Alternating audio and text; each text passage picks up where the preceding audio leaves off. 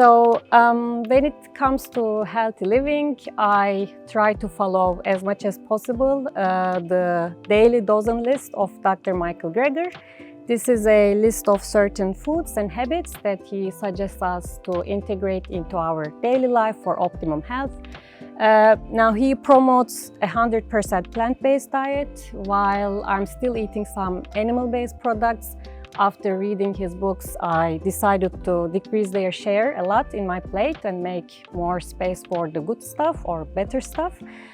So in recent years, I'm eating lots of legumes like beans, chickpeas or lentils, and lots of nuts like almonds, walnuts, pistachios, which are my main protein source, which also then come with lots of health benefits.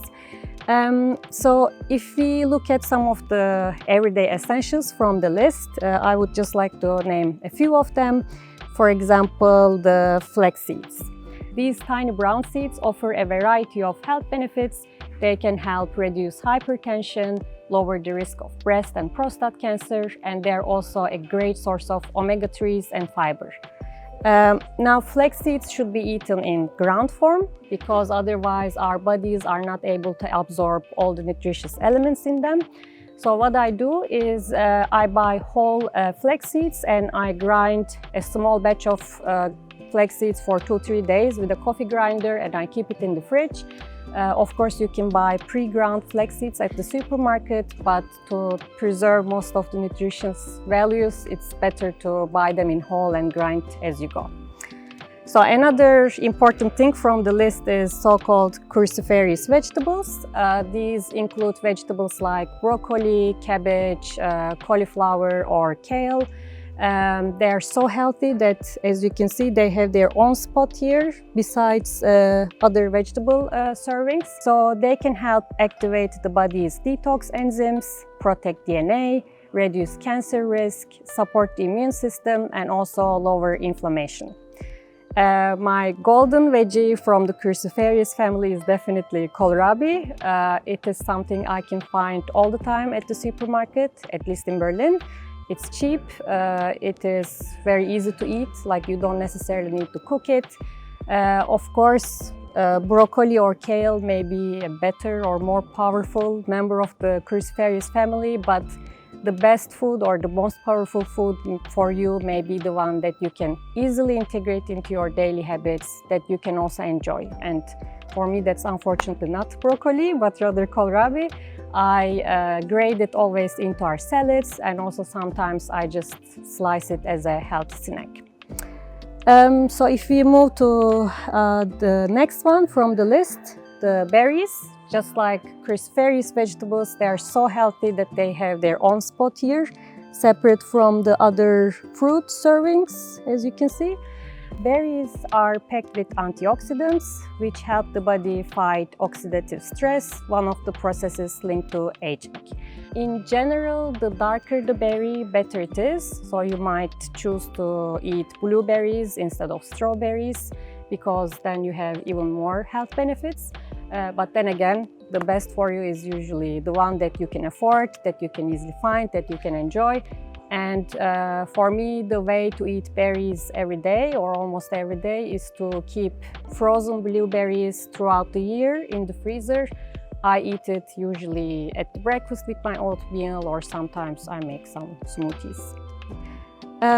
So if we move to the last food in the list that I would like to talk about, that is the spices.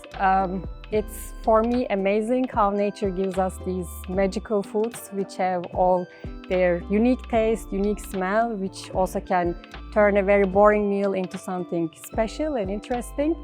So at home, one of my kitchen drawers is spared only for spices. I have a variety of them, and I would like to name a few here, the most powerful ones. For example, turmeric. So this golden colored spice is one of the most anti-inflammatory food and may be effective in fighting cancer and protecting against DNA damage. Turmeric has a very distinct taste, so I don't necessarily eat it every day, but whenever I cook a soup or some vegetable stew, I always add it into the pot. And another very powerful spice is ginger. So similar to turmeric, it is a powerful anti-inflammatory food that may also help with headaches, menstrual pain, and nausea. Ginger goes very well with Asian dishes. So whenever I cook something like this, I put ground ginger into the pot. And when the cold season starts, I always have fresh ginger at home to make my special tea with ginger, lemon, cinnamon sticks and cloves. And now that I name it, I can also talk briefly about cinnamon and cloves. They pair very well with the sweet dishes. They may even help you reduce the amount of sugar that you would otherwise use. I have ground cinnamon and cloves at home that I use for my breakfast oatmeal, and sometimes if I bake cookies or cakes, I use them as well. And I also have them in whole form to add to my herbal tea. There are many more of them, like the green ones, oregano, mint and dill, or cardamom, the queen of spices, very healthy. Sumac, my favorite for the salads. Cumin, it has lots of iron. Nutmeg, it may help you boost your mood. So I could speak much longer about spices, but I will move to the last food, or maybe a food compound that I want to talk about, and that is fiber. Fiber is incredibly important for longevity. It affects almost every system in the body. It has anti-inflammatory effects, supports a healthy gut microbiome, and helps the body get rid of excess hormones. You may have heard that our intestines are like our second brains. Our gut health influences our brain function. It can influence our mood. And the way to keep our intestines healthy and happy is actually just to take enough fiber and from a variety of sources. So not just from fruits and vegetables, but also from whole grains, legumes, nuts and seeds. And the good thing is, when you switch to a plant-based diet, or at least a predominantly plant-based diet, you automatically take a lot of fiber throughout the day.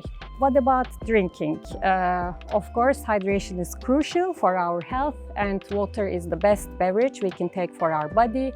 Dehydration can be linked to severe health problems, including kidney stones, bladder or colon cancer, and even heart disease. General daily recommendation for adults is to drink around 1.5 to 2 liters of water, but how much water you actually need may depend on several factors like your age, your type of diet, how much you exercise. And a good way to check if you're hydrated enough throughout the day is actually through the color of your urine. So it shouldn't be dark, but it should also not be totally transparent, because overhydration can also be as harmful as dehydration, because it then leads our body to lose lots of electrolytes which we need for our balance.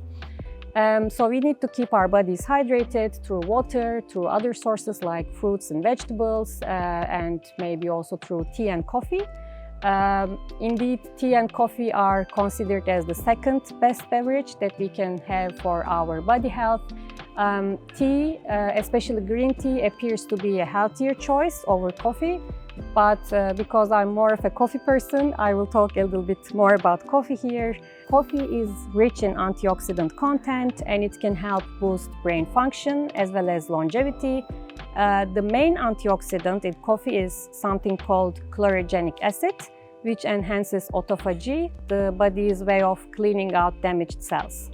I prefer medium roast coffee beans over dark roast coffee beans, because it seems with the process of dark roasting, almost 90% of the chlorogenic acid is actually lost. I mean, this doesn't mean that when I'm in a cafe, I go and investigate what beans they are using, but if I'm buying for home, I go for medium roast or medium light roast. And I also don't drink my coffee with regular milk, because it seems dairy milk protein can also block the absorption of this chlorogenic acid. So my way is to enjoy the coffee with oat milk in recent years. And what about fruit juice? Is it a healthy drink? Of course, compared to drinking cola, Coke, it is a healthier option. But compared to eating the whole fruit, it is a less healthy option, because when fruit is turned into juice, most of the fiber and many valuable nutrients that are bound to the flesh of the fruit are lost. So as in the case of coffee and dairy milk, there are certain combinations that we should rather try avoiding. And on the other hand, there are certain foods that work better if you combine them together. For example, if you combine turmeric with black pepper, cardamom with blueberries, or broccoli with mustard, you can actually amplify their positive effect in your body. So what we eat matters, as you can see, but also how we eat. We should try to develop healthy eating habits. For example, I try to give around 12 hours of break between the last meal of the day and the first meal of the next day. Or I try to stop eating when I notice that I'm already 80% full. This is actually a practice from the Japanese region of Okinawa, which is, maybe you heard, very famous for its long-lived people.